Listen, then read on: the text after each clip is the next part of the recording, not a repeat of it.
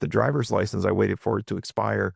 Um, at one point I actually came down to Mexico, and I was kind of I, I lived in California, so Tijuana was the closest place. And you walk down there and everybody's like, "What do you want? You want drugs? You want girls?" And I said, "No, I want a driver's license." And I was gonna try to, I was basically, I wasn't a resident. I was gonna try to bribe my way to a driver's license. And I found a guy who was like, "Okay, we can get you one."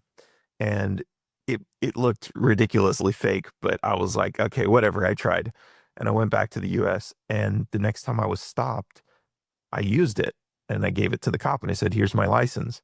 Because my understanding at this point was I was really starting to learn about jurisdiction, right? Well, you can write me a ticket, but you can't threaten to suspend my license for not paying it if you have no jurisdiction over my actual license, right? So, so I'm driving around with this Mexican driver's license, and they're giving me tickets. Sometimes they're giving me tickets. Sometimes they're just like, "Ah, whatever, get out of here," right?